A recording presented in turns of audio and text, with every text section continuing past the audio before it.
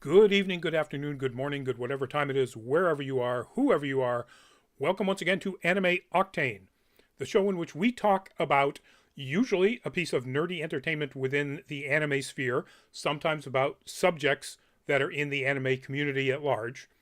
Tonight, we're definitely talking about an anime, and tonight we're going to be talking about the just finally ended anime 86, or at least the first season of 86.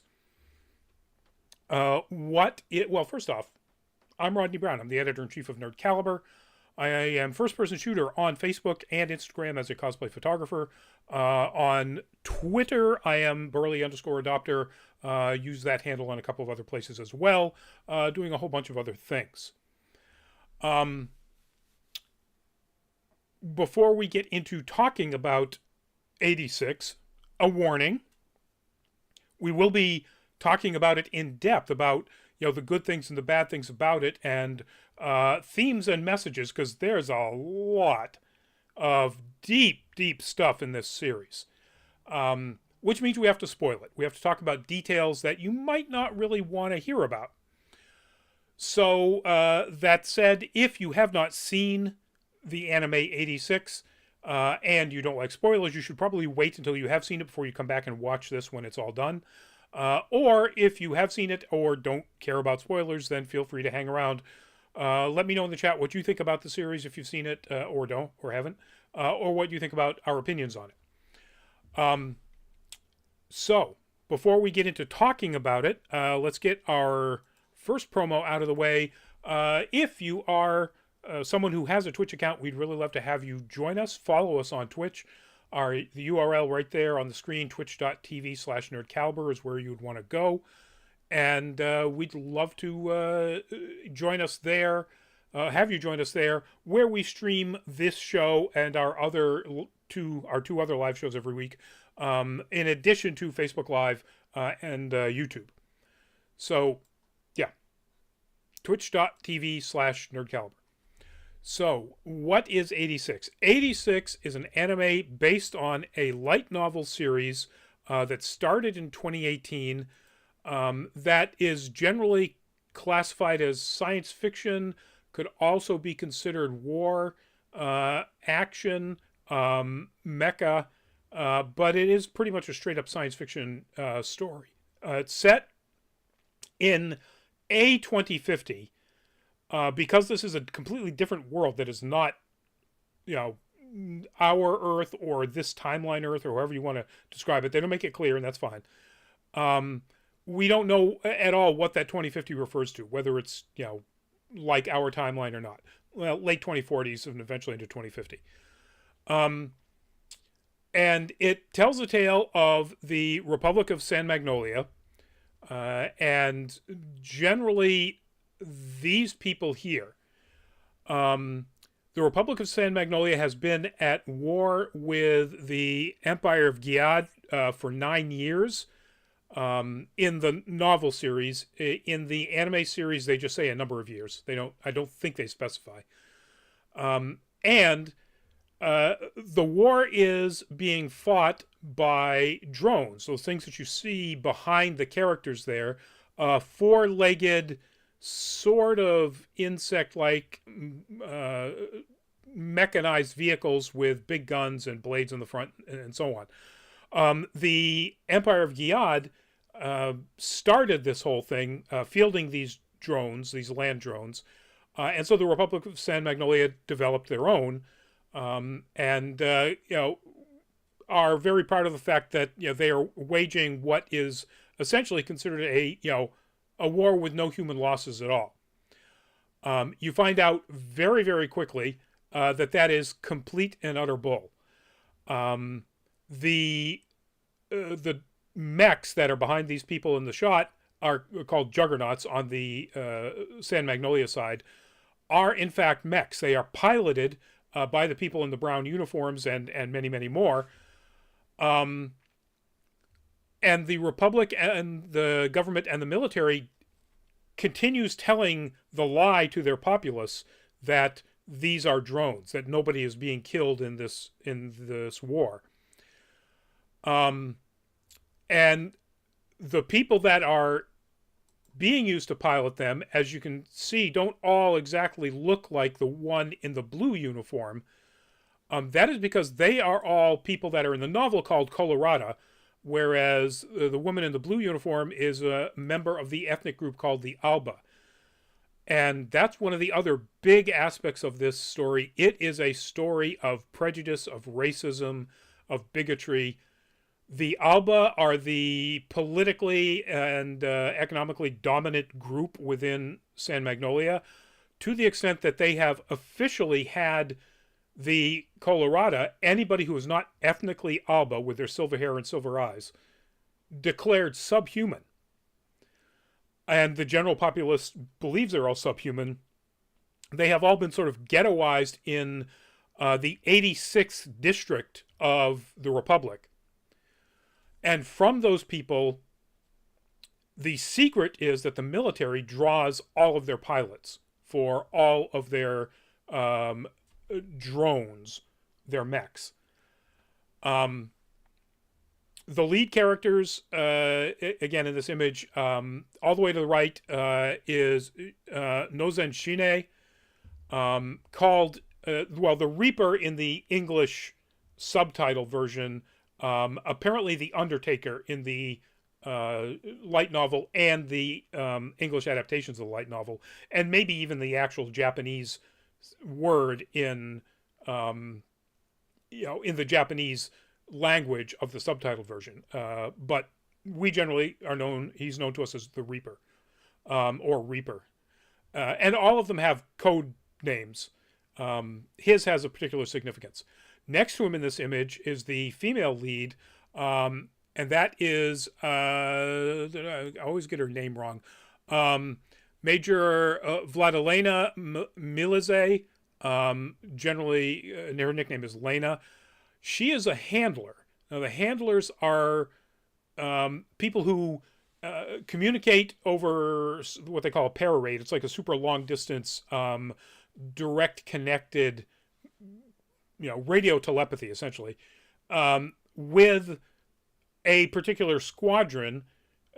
Each handler has a squadron, and she is given this squadron, which is the top elite fighters out of all of the 86, called the Spearhead Squadron. And that's a challenge because it turns out every handler prior to this, when particularly dealing with the squadron's commander, Shinrei's nickname, generally quit, sometimes go insane, sometimes kill themselves. So there's something going on there, of course. Eventually, you find out that the Legion, which is what the Empire's forces are called, well, first off, they're not fighting for the Empire anymore, and the Empire doesn't really even exist. They are still fighting because they are much more advanced robotic technology, but they are still not robots. They are actually a kind of cyborg.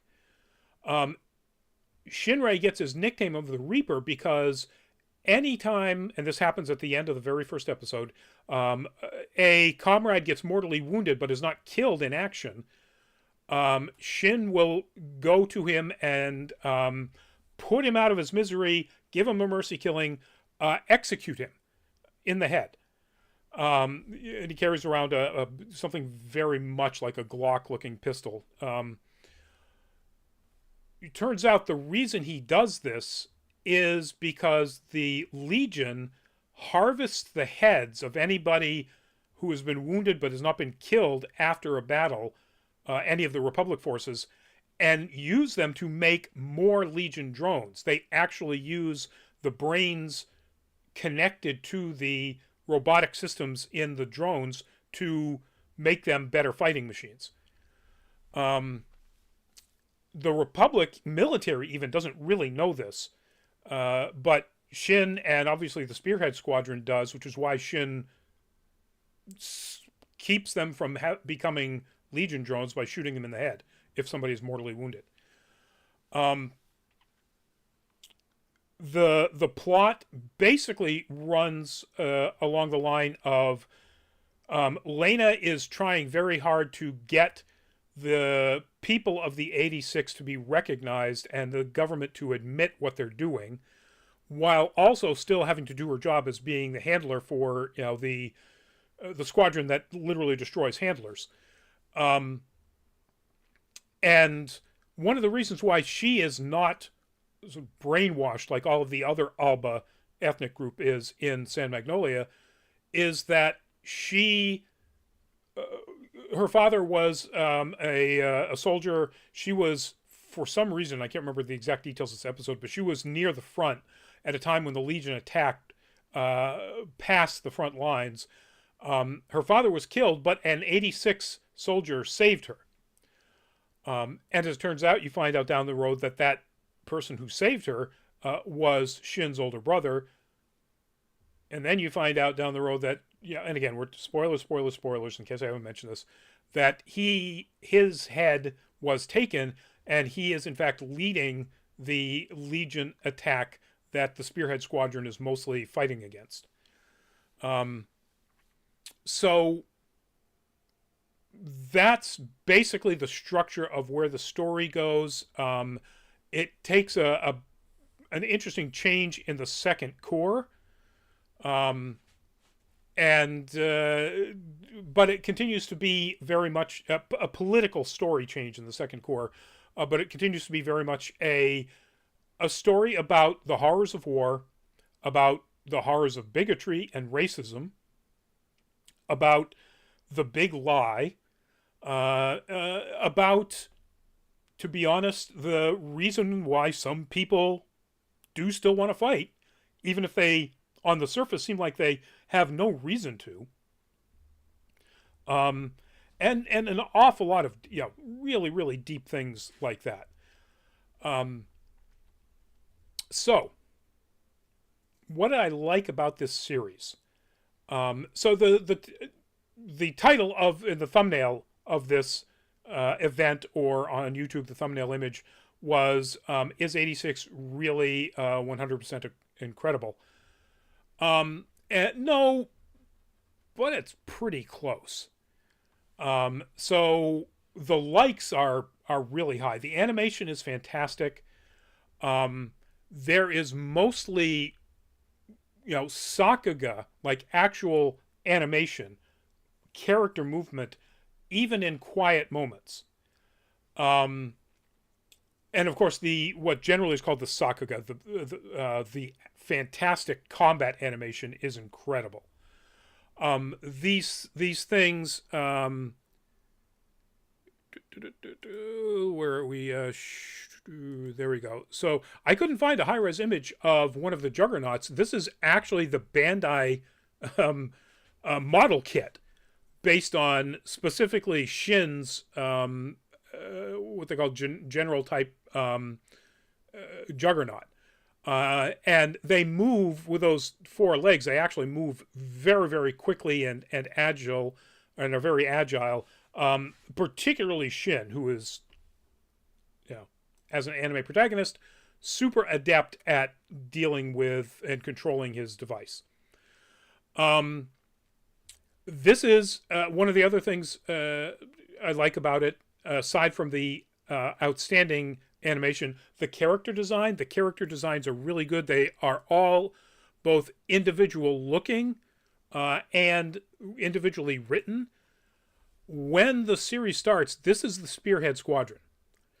And I'm trying to think of where's Shin in all of this. This is the Spearhead Squadron without Shin, so it's almost the Spearhead Squadron. When the series ends, this is the Spearhead Squadron. One, the character designs are really good, as I mentioned, but the reason I'm showing this is that, Lily, hey, welcome to the show. I'm talking about the anime 86. I'm spoiling it because I need to talk about what things worked and what didn't, and what was good and bad about it. So if you haven't seen it and you don't like spoilers and you think you might want to see it, then you probably should watch this show, this YouTube show, after you've seen 86. So give you that warning. Um, but as I was saying, one of the things that I really like about it, other than the character design and the animation, is it is a seinen show. It is a show for adults. Not in the sense of ecchi or sexiness or lewd or anything like that. In fact, there's almost none of that. It is deals with really weighty, heavy topics. Like I said, bigotry and racism, the horrors of war, and people die. Characters that you meet and like die regularly throughout the course of this series. Lily, all right, cool. Then feel free to weigh in with any opinions you have on or observations you have on any of the stuff that I'm talking about. So, it's also seinen in the way it deals with its story. One of the things that I both like and I don't dislike, I just it's a challenge, is that it does an awful lot of visual storytelling for the subtext. It's a straightforward narrative. If you want to view it as just this squadron of hated people considered subhumans are fighting against a sort of cyborg robotic legion of gun platform war drones. Yeah, sure. And it does that very well. The action is great. The stories of how they deal with all the stuff is really good. The characterizations of the individual characters are fantastic. Shin, the sullen reaper, Theo, the artist, Anju, the I don't know how you describe her, the not just pretty girl, but the sort of quietly pretty one with a lot of depth. They're all really well developed characters. But in a lot of cases, particularly near the end of given episodes, the last, say, 3 to 5 minutes might have absolutely no dialogue whatsoever. And it's just, scenes of what's going on, not like dialogue-free scenes of action. Stuff that is there to give you a sense,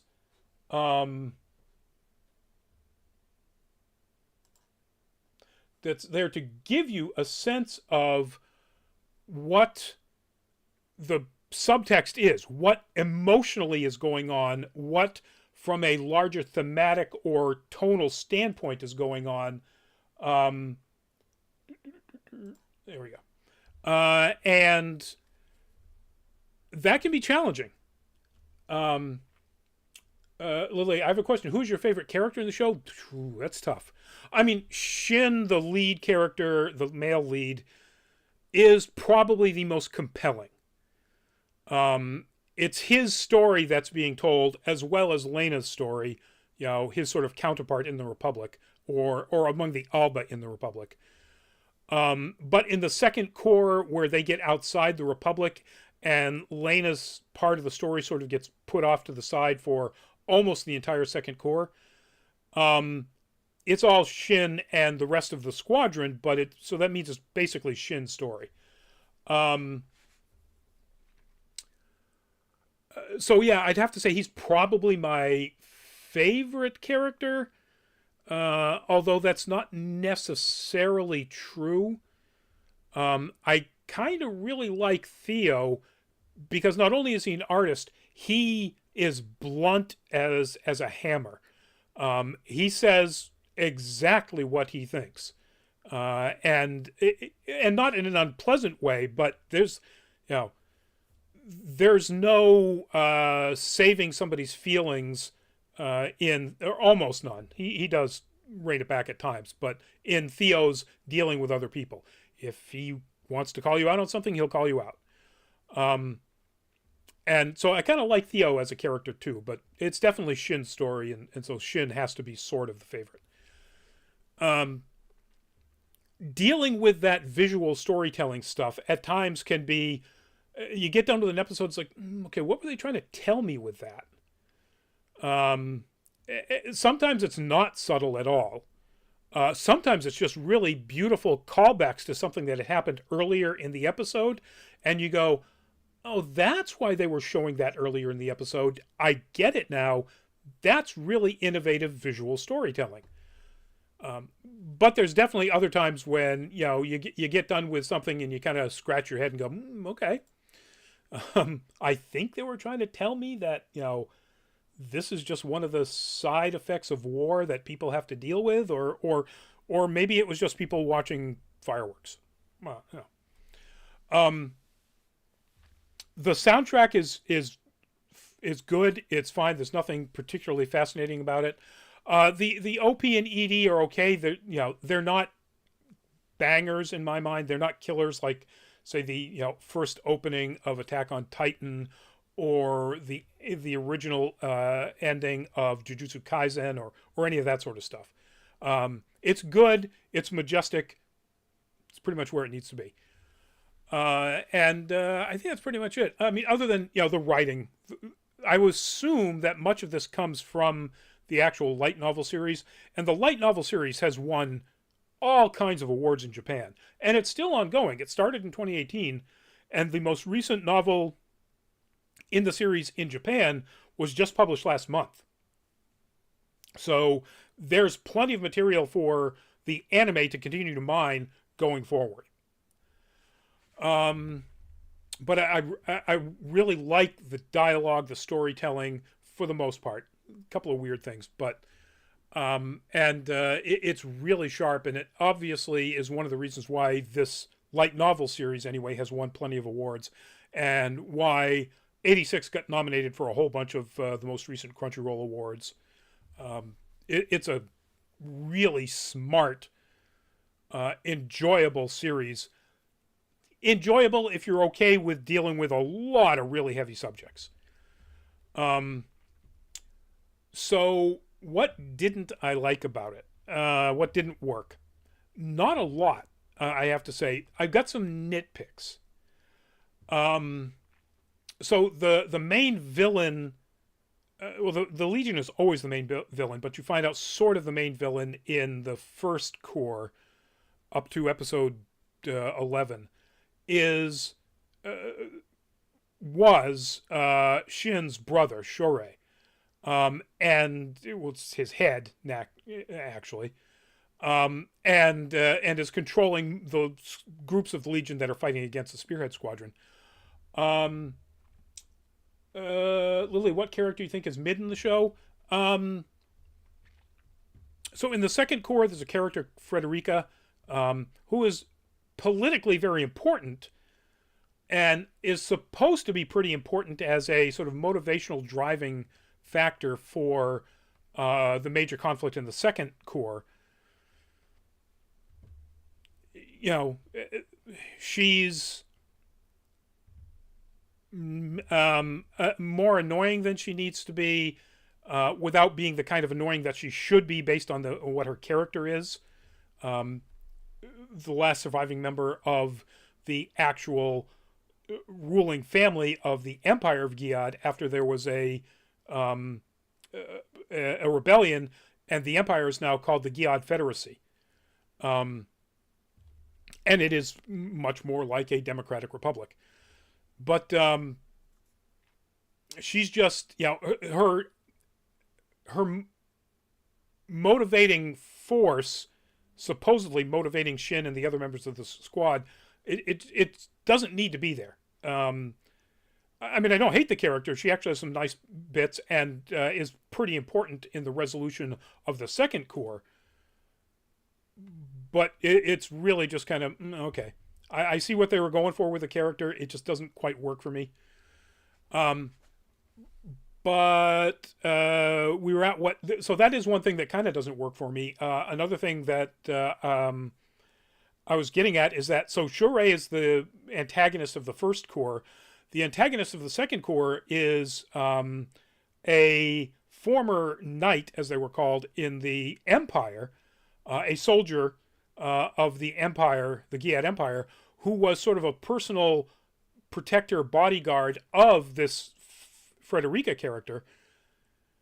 And was, mortally wounded in a fight with the Legion. They took his head, and he is now a much even higher commander, powering a much more powerful sort of giant-sized version of one of these Legion drones that has a huge railgun on it, that can fire from, well, outside the border of one country into another country. A projectile that is like dropping like a Moab, an amazingly powerful bomb, not quite nuclear. And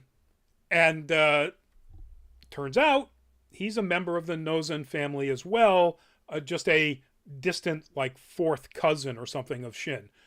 Like, okay, why did you need to do that? This guy Kyria is a compelling enough villain on his own. We've already got the connection to Frederica that, is the reason why Frederica is there. By making him also a relative of Shin's, you kind of cut down the importance of his brother in the first Corps, and cut down the importance of having Frederica in the story at all. You've already got a connection between the main protagonist and the main antagonist in the second Corps. So it wasn't smart choice, I think, on the part of the writer to make that connection there. Which means it's not bad. It's just, that's one of the things that I found, not the best. It was a little disappointing in a series where the writing is usually pretty tight. The other thing that I wish was different, let's put it that way. It's not that I disliked it. So at the end of the first Corps, we see Lena deciding that she is going to go follow the Spearhead Squadron. When they killed Shure, when they beat that group of Legion and finally killed Shin's brother, or what was left of Shin's brother, they decided they weren't going to go back. Because realistically, they're supposed to have been sent into an impossible scenario where they were all to die. And that is the existence of the Spearhead Squadron. They take the elite of all of the 86, put them in one squadron, because they're afraid that those elite will possibly become leaders and cause the 86 under them in their mechs, in their juggernauts, to rebel. And the actual Alba soldiers of San Magnolia couldn't fight for a damn. They would be wiped out in a heartbeat. So they send them into the Spearhead Squadron to eventually get sent on an actual just a second, I gotta delete a spammer here. On an actual suicide mission where there's no chance they're going to come back. Well, the Spearhead Squadron, or what's left of it, those 5, actually do survive. They decide they're not going to go back to the Republic. They're just going to try to make it through or around, avoid as much as they can, the Legion lines and get to another different country. And they do, and where they wind up is in what is now this Giad Federacy, what was the Empire, which is fighting the Legion, even though they created it as well, in addition to surrounding countries around the Federacy that the 86 didn't even know existed. So where I was getting with that story about one of the things that I didn't particularly like, so because all of that happens, almost all of the Second Corps is the Spearhead Squadron and Shin's story about them being integrated into the Federacy, into the Federacy's army, the Federacy developing new mechs based on the San Magnolia technology, which is what's in the background behind me. This is them on a platform about to be dropped out of an airship called Reagan Life. So I wish they had told Lena's story in her travels from the Spearhead Squadron base to tracking down and finding, and she does eventually find, um, the original Spearhead Squadron, Shin and the remaining survivors. And that that would be a fascinating story as well. I mean, she shows up and she's clearly been through a lot. She's got a rifle on her back. It's it would be a fantastic story, and maybe there's a side story there in the novels, or maybe it was in the novels and they decided not to use it. It's just kind of too bad. Now, having her come back in the last 2 episodes of the second course, so the last 2 episodes of the whole season, is fantastic, and ultimately her reunification with the squadron at the very end of the last episode it brought tears to my eyes. I mean, it was one of the most emotional, cathartic moments in an anime in a long time.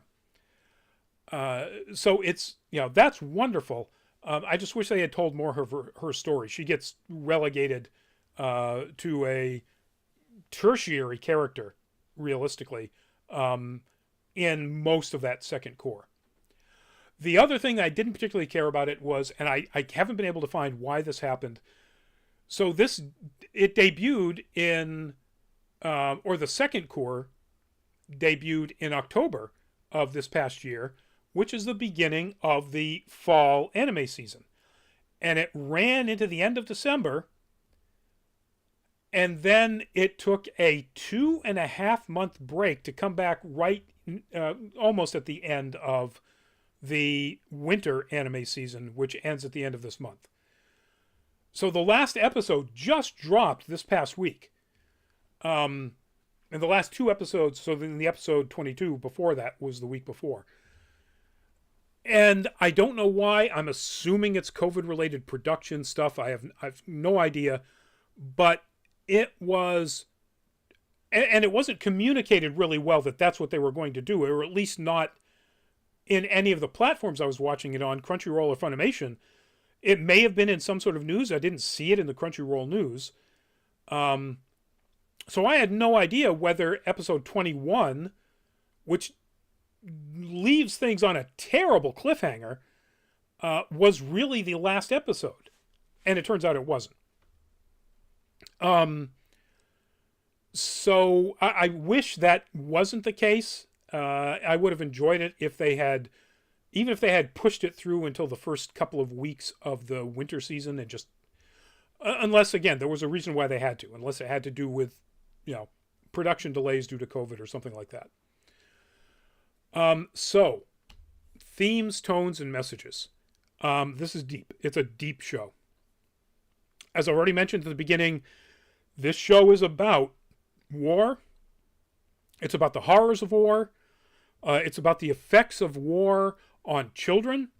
Because most of the members of the Spearhead Squadron are teenagers. It's about it's about bigotry. It's about racism. It's about institutional racism. It is about the big lie. And while this series first started, it was, the novel series was first started in the middle of the Trump presidency. Trump didn't create the big lie. And the fact that this, racist, supremacist republic, military fascist republic, is fomenting this lie about how no humans are actually fighting in this war, that's just such a ridiculously close analogy to the guy who's most famous for the quote about the big lie, and that's, of course, Hitler, an analogy with Nazi Germany. It's very adult in the way it deals with loss, with grief, particularly Shin, who has lost a lot, and particularly, I guess, again, even though I'm not a big fan of her character, Frederica, who also has lost a lot in the second core. And they do it really well. And again, almost every episode, there is this visual storytelling to get the subtext of that episode or of the story in general, and it's really well done. Tonally, it's dark. There are moments of levity, but I don't think that there's anything that you could really call a joke. The closest thing to lightening the whole thing is that there is a primitive AI that is a supply carrying drone that is basically just a big sort of yellowish orange box with squat legs, which they call Fido. And it has roughly a dog-like animalistic sort of personality in this very simplistic AI. And whenever Fido's on, the interactions with Fido are amusing and they're fun. I don't know if I would ever call any one of them actually funny, except when they're not fun and funny and then they're tragic. It's a dark series, which deals with very dark themes. So wrapping up, would I recommend this? Yes, 100%. If you can handle the more mature adult themes of, multiple deaths of, likable characters, the big themes of racism and bigotry and supremacy, fascism, the big lie, the horrors of war, all of that stuff. If you can deal with all of that, then yes, it's an incredibly well written, very well acted. Actually, the Japanese voice actors are really well done. I haven't heard any of the dub, so I don't know for sure how well that's done. Yeah, it's a good series. It's really worth watching. And now that it's all out, you can binge it. So you don't have to do like me and wait for 2.5 months to get the final 2 episodes. On a scale of 1 to 10, I originally had this as a 7 in my anime list, and I think I've bumped it up to an 8 by the time it all rolls around. It's up there in my list of top. I get a lot in my 8, so let's say my top 40 anime of all time. It's really good. So yes, I would recommend it strongly. All right, that's it, folks. That is our show. Thank you, everybody, for joining me in the chat. And before I go, one promo and a couple of pieces of housekeeping. If you would like to visit patreon.com/nerdcaliber and check out our Patreon page, we'd love to have you do so. We'd also love to have you become a patron if you feel like you would like to support us getting to cons, getting more content for YouTube, for our website, and so on. Patreon.com/nerdcaliber.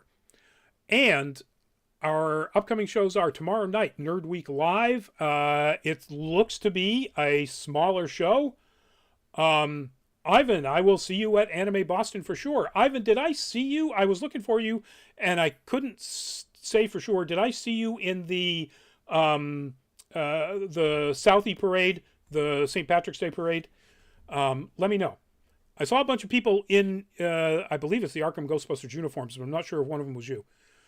Because I was kind of half paying attention with the sound off. And Nerd Week Live. Yes, not as big a topic roster as we had a few weeks ago, but still we've got some very interesting stuff to talk about. Nerd news from the past week. That was you on the end of the banner. Okay. I didn't recognize your hair. Did you blonde out your hair, or are you starting to do some of this like I have? Let me know if you want to.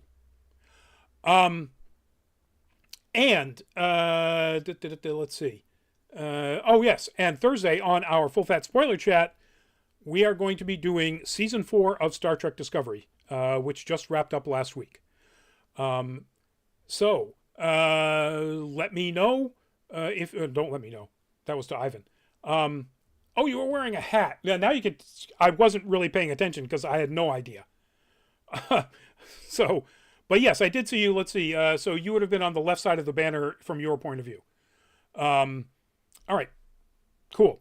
And I hope you had fun because it looked like it was a great day for it. So that said, we'll see you in an upcoming show. Oh, and next week, No Nerd Caliber is going to be our favorite Spider-Man topic. Top 3 favorite Spider-Man stories from any media, movies, comic books, whatever. Because next Thursday we will be doing full fat spoiler chat on Spider-Man No Way Home. If that timing was perfect for when they were supposed to be releasing it, which is going to be tomorrow. But as it turns out, they released it a week early because pirates. So, yeah. We'll see you at one of those upcoming shows. Please stay safe, folks. Enjoy the warming weather. But do, if you are inside, and we will be at upcoming cons, like Ivan said, Nerd Caliber will be running the cosplay photo studio at Anime Boston, and I personally will be running the photo department overall at Anime Boston coming up the last weekend of April, 1 month from now. 2 weeks from now, we will be at 3 weeks from now, ish. April 9th, we will be at Wicked Comic Con in the Westin Waterfront Hotel in Boston, South Boston. I will be wearing a mask because there will be lots of people there. That's my choice. I suggest that you think about doing the same, whether you are vaccinated or not.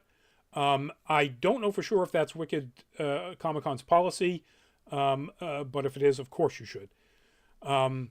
It is the policy, and you have to show proof of vaccination still for Anime Boston, even though that has been lifted in general in Boston.